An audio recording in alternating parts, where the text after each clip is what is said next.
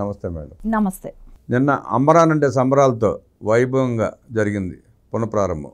దాన్ని చూసి అంబటి రాంబాబు గారు ఇందాక ప్రెస్ మీట్ పెట్టి చాలా బాధపడిపోతున్నాడు. ఆయన అమరావతి అన్ని వేల కోట్ల రూపాయలు ఖర్చు పెట్టి కట్టుకోవాల్సిన అవసరం ఏంటి, రాజధాని ఎందుకు అన్నట్టు మాట్లాడుతున్నాడు. దాన్ని ఎట్లా చూస్తారు, ఎట్లా విశ్లేషిస్తారు?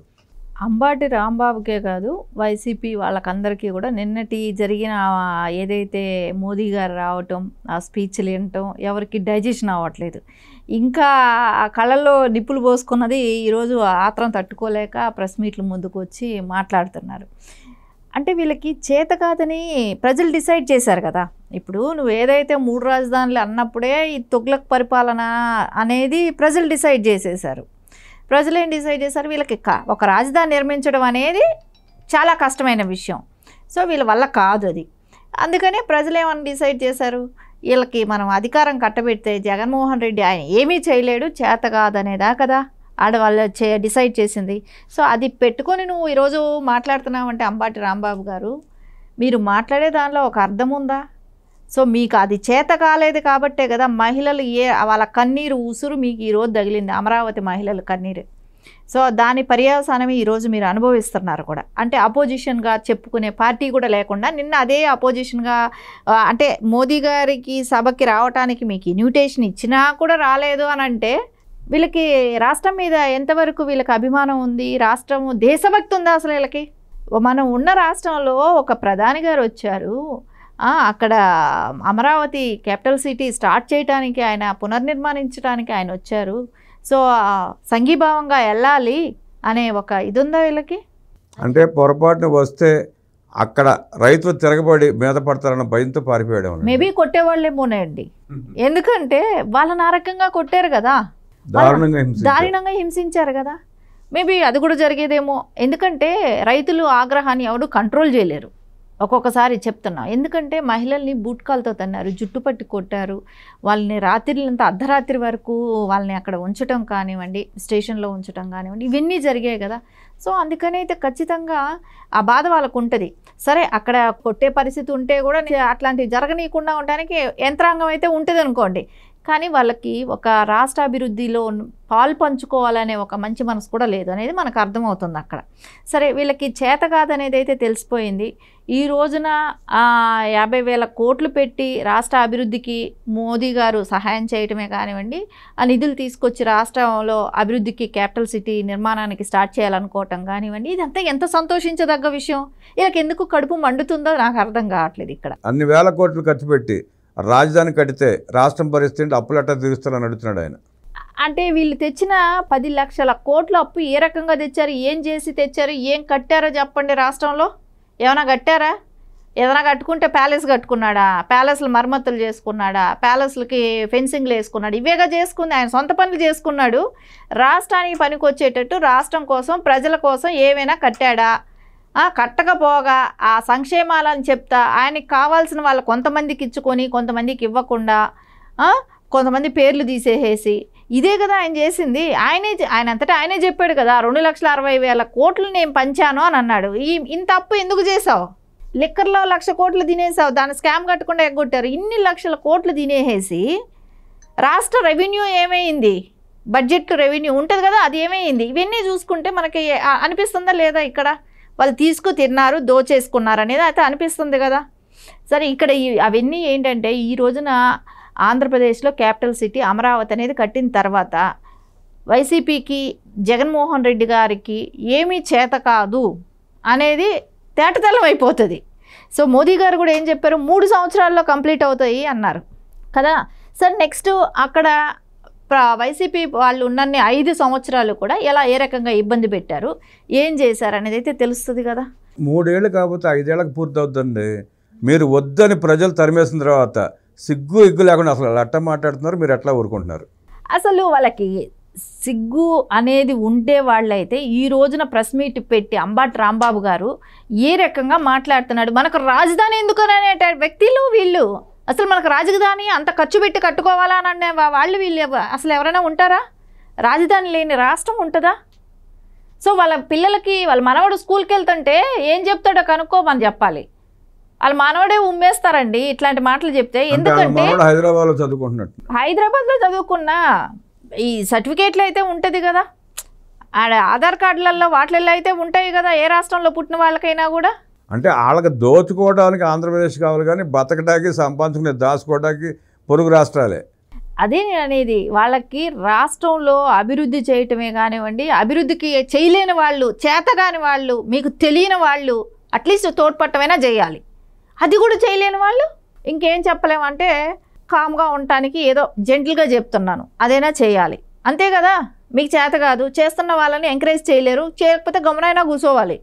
ఊరికే ఏదో నేను చెప్తే ప్రజలు వింటున్నారా అని అనుకొని మీరు భ్రమపడుతూ బతకటం అనేది పిచ్చోళ్ళు అయిపోతారు ఇల్లే. రేపొద్దున ఇదంతా ప్రజలకు అర్థం కావట్లేదు అనుకుంటున్నాడా? నువ్వు మాట్లాడే ప్రతి మాటని వాళ్ళు క్షుణ్ణంగా ఆలోచిస్తారు. సో ఈయన ఏం మాట్లాడుతున్నాడు, ఏం చేస్తున్నారు, సో వీళ్ళ ఆలోచన విధానంలో ఇంకా కూడా మార్పు రాలేదు. సో వీళ్ళు మారట్లేదా? ఆంధ్రాలో మనకు రాజధాని వద్దనే వాళ్ళని చూసామా? ఇట్లాంటి వాళ్ళు కూడా ఉంటారా? అమరావతిని పేరు పెట్టింది యాక్చువల్లీ నారా చంద్రబాబు నాయుడు గారు వచ్చిన తర్వాతే అక్కడ రైతుల దగ్గర ల్యాండ్ పుల్లింగ్ కానివ్వండి, అవన్నీ చేయటం కానివ్వండి, ఏదో తాత్కాలిక బిల్డింగ్లు అప్పుడు కట్టడమే కానివ్వండి, దానిలోనే 5 ఏళ్ళు పరిపాలించారుగా, దానిలోనే కదా ఉన్నది. సర్లే, జగన్మోహన్ రెడ్డి గారికి అయితే ఫస్ట్ తారేపల్లి ప్యాలెస్లో ఇల్లు కట్టుకున్నాడు కాబట్టి ఇంట్లో నుంచే కూర్చొని చేశాడు. సో రాష్ట్రంలో చెప్పుకోవటానికి అవే కదా ఉన్నాయి. మీరేమైనా చేశారా? అట్లీస్ట్ ఒక రోడ్ వేసారా? ఓ తట్టెడి మట్టి వేయగలిగారా? ఏమీ చేయలేదు. చెయ్యకపోగా ఈ రోజున నోటుకొచ్చినట్టు మాట్లాడటం, అవాకులు చెవాకులు పేలితే అమరావతి ప్రజలు మళ్ళీ బుద్ధి చెప్పే టైం దగ్గరకుంది. ఎందుకంటే వాళ్ళే కసి మీద ఉన్నారు, అంతే కదా, వాళ్ళే కదా బాధపడింది. అంటే వాళ్ళు సహనంగా మౌనంగా గాంధేయ పద్ధతిలో నిరాహార దృష్టిలు చేసుకొని ఉండే ఉద్యమాన్ని నడిపించుకుంటూ పోయారు. తిరగబడినట్టు అయితే వీళ్ళు ఇట్లా మాట్లాడేవారు కాదేమో, తిరగబడకపోబట్టి వాళ్ళకి పెట్టరైపోతున్నారు. ఆ టైం వస్తుందండి, దేనికైనా కూడా ఒక టైం అనేది ఉంటుందని అంటారు చూడండి. టైం వచ్చేసిందేమో. వీళ్ళు మరీ ఇప్పుడు మళ్ళా ఇలా రెచ్చగొట్టే మాటలు మాట్లాడితే అండి, రైతులు స్థలాలు ఇచ్చి ఈ రోజుకి వాళ్ళకి డెవలప్మెంట్ లేకుండా 10 ఏళ్ళు నిరుపయోగంగా ఉంటే వాళ్ళ బాధలు ఎలా ఉంటాయండి? సో మళ్ళా దానిలో దానిలో మళ్ళా దాన్ని చెడగొట్టాలనే ప్రయత్నం చేస్తున్నారు చూడండి. అది వాళ్ళు టాలరేట్ చేసుకోగలుగుతారా? వాళ్ళే బుద్ధి చెప్తారు. చెప్పే టైం వచ్చేస్తుందేమో అనిపిస్తుంది. వీళ్ళు ఇట్లా అవాకులు చెవాకులు ఇట్లా మాట్లాడుతూ ఉన్నారనుకోండి, వాళ్ళే తిరగబడితే, ప్రజలు తిరగబడితే ఎవరేం చేయగలుగుతారండి? ఏ ప్రభుత్వాలైనా నిలబడతాయా? ఏదైనా ఉంటారా? ఎవరైనా నాయకులు ఉండగలుగుతారా? ప్రజలే కదా ఇంపార్టెంటు. మీరు గమనిస్తే ఈ వైఎస్ఆర్సీపీ నాయకులు అంబటి రాంబాబు లాంటి అతి మేధావులు ప్రభుత్వం చదరపాడుకి కన్స్ట్రక్షన్ కాస్ట్కి పిలిచి టెండర్ ఇస్తుంది. అడుగు రేటు చెప్తున్నాడు, అడుగుకి ఇన్ని వేల విషప్రచారం చేస్తున్నారు. అంటే మీరు గమనిస్తే అడుగు 1 స్క్వేర్ ఫీటు దానికి 3,000 అంత ఖర్చు అవుతుంది అనుకోండి. చదరపాడుకి వచ్చి 6,000 7,000 సుమారుగా అంత ఖర్చు అవుతుంది. మీరు అడుగుకి 7,000 ఖర్చు పెడుతున్నారని విషప్రచారం నింపుతున్నాడు. దానికి ఎట్టా సమాధానం చెప్తారు మీరు? గతంలో అంటే ఎప్పుడైతే నారా చంద్రబాబు నాయుడు గారు సీఎంగా ఉన్నారో ఆ టైం అప్పుడు చెప్పిన లెక్కల ప్రకారం ఈ 5 ఏళ్ల తర్వాత వీళ్ళు ఎలగబెట్టింది ఏమీ లేదు, ఏమీ చేయలేదు. ఇప్పుడు రేట్లు పెరుగుతాయి. 5 ఇయర్స్ తర్వాత ఆటోమేటిక్గా రేట్లు పెరుగుతాయి, పెరగవా? వాళ్ళకే భారతీయ కంపెనీ సిమెంట్స్ ఉన్నాయి కదా, చెప్పమనండి అప్పుడు ఎంత సిమెంట్ ఉందో ఇప్పుడు ఎంత సిమెంట్ ఉందో. సార్ 230 రూపాయలు అప్పుడు ఉన్నది, అప్పుడు ఆ రేటుకి ఇస్తారా చెప్పమనండి. అంటే ఆ రేటుకి ఇస్తే ఇప్పుడు మీరు మొత్తం అదే భారతీయ సిమెంట్ వాడతారా? రేటుకి ఇవ్వమనండి. ఇంకా వాళ్ళ రాష్ట్రం కోసం ఇంకా ఆయన ₹1,00,00,000 మనం చూసాం, వరదల్లో కూడా మేము ₹1,00,00,000 సహాయం చేసామని చెప్పాడు కదా, అట్లాంటివి ఏమీ చేయలేదు కదా. ఇప్పుడు రాష్ట్ర అభివృద్ధికి ఏదో సహాయం చేయమనండి, ఇంకా డిస్కౌంట్ ఇచ్చి కూడా చేయమనండి రాష్ట్రానికి. వీళ్ళు మటుకు పెంచుకుంటా పోతుంటారు. ఇంకా చెప్పేవాళ్ళు వింటే చెవుల్లో కాలీఫ్లవర్ పెడతారన్నట్టు వీళ్ళు ఇలాంటి మాటలు చెప్తే వినేదానికి ఎవరు సిద్ధంగా ఉండరండి. కాకపోతే ఇట్లాంటి కొంచెం వేషాలు వేసేవాళ్ళు వచ్చి అప్పుడప్పుడు 4 మాటలు చెప్పి వెళ్తుంటే ప్రజలు ఒక జోకర్ వచ్చిపోయాడు మాట్లాడిపోయాడు అన్నట్టు ఉంటుందేమో, కానీ ఎవరు వీళ్ళ గురించి పట్టించుకునే టైం లేదండి ప్రజలకు కూడా. వీళ్ళకి బోల్డ్ టైం ఏడ్చిందేమో, ఖాళీగా కూర్చొని ఇట్లాంటివి మాట్లాడుతుంటే వింటారేమో అని. ప్రజలకు ఇంత టైం అయితే లేదు, ఎవరి పనులు వాళ్ళు బిజీగా ఉన్నారు. ఎవరు రేపు రాష్ట్రం అభివృద్ధి అయితే ఇంకా మనకు మంచి రోజులు వస్తాయనే ఆలోచనలో ప్రజలు కూడా ఉన్నారు. కాబట్టి ఖచ్చితంగా ఇలాంటి వాళ్ళ మాటలు వినాల్సిన అవసరం అయితే ప్రజలకు కూడా లేదనేది అయితే వాళ్ళే చెప్తున్నారుగా. అంటే అంబటి రాంబాబుని జోకర్తో పోల్చి తేల్చారనమాట. ఇప్పుడు జోకర్ లాగా మాటలు చెప్తే అందరూ నవ్వుకోవటానికి పనికొస్తుంది. వీళ్ళు ఉన్నప్పుడు ఏం చేశారు, ఏమి చేయని వాళ్ళు ఈరోజు మళ్ళా అమరావతి ఎందుకు, మనకు రాష్ట్రం ఎందుకని, మనకు క్యాపిటల్ సిటీ ఎందుకని అని అంటున్నారనంటే నవ్వుకోకేమంటారండి? ఇలాంటి పార్టీ వాళ్ళు ఇలాంటి నాయకులు ఉన్నారా మన దౌర్భాగ్యం కాకపోతే రాష్ట్రంలో అని ప్రజలకు నవ్వుకోక ఇంకేం చేస్తారండి? ఇప్పుడు పిచ్చోడిని చూస్తే వాడి మీద తిరగబడిన కూడా తిరగబడలేం, జాలి పడతాం, అంతే కదా. అదేలాగా నవ్వుకోవటమే ఊరుకొని వదిలేస్తారేమో అని అనుకోవాలి. కాకపోతే అదే తిరగబడ్డారనుకోండి అమరావతి రైతులు, పిచ్చోడు వచ్చి మళ్ళీ మన మీదకి తెస్తున్నారని వాళ్ళు ముందే అడ్వాన్స్ అయ్యారనుకోండి, ఆయన పరిస్థితి మనం చెప్పలేం. అంబటి రాంబాబు 2 సార్లు ఎమ్మెల్యే చేశాడు, ఒకసారి రెండోసారి ఆఖరి 2 ఏళ్ళు నీటిపారుదల శాఖ మంత్రి చేశాడు. డయాఫ్రామ్ వాల్ అంటే తెలియదు అన్నాడు. ఆయన అడ్వకేట్ అనుకుంటా, అడ్వకేట్ కూడా. ఆయన్ని చాలా తేలిక తీశారు మీరు. ఏమండి, ఆయన చెప్పిన డయాఫ్రామ్ వాల్ గురించి మాట్లాడినప్పుడు నాకు తెలియనిది ఎవరికీ తెలియదు అన్నాడు. అంటే తెలియని ఇంజనీర్లు ఇప్పుడు కడుతున్నారేమో పోలవరం ప్రాజెక్ట్ అంటే ఆయన నాలెడ్జ్ అది. సరే, ఆయనలో ఏం తెలివి చూసి జగన్మోహన్ రెడ్డి గారు ఇది ఇచ్చారో, ఆయనకి ఏమి దాని గురించి పోలవరం గురించి ఎంతవరకు సబ్జెక్ట్ ఉందని ఇచ్చారో ఆయన అది తెలియట్లేదు.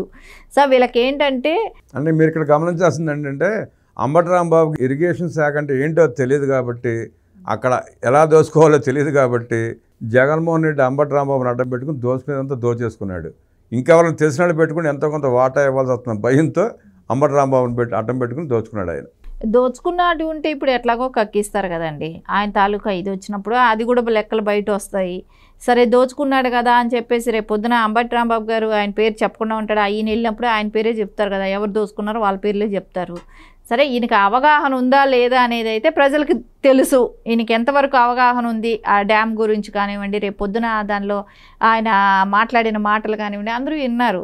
సరే, ఆయన అవగాహన లేకుండా వచ్చి అప్పుడప్పుడు మాట్లాడుతూ ఉంటే ఒక టైంపాస్. ఇది మనం చూసాం, మనం పాల్ గారు ఇది పిల్లలు ఎలా ఎంజాయ్ చేస్తూ వింటారో ఆ మాటలు, అదేలాగా ఆ పార్టీకి ఆయన ఒకడు.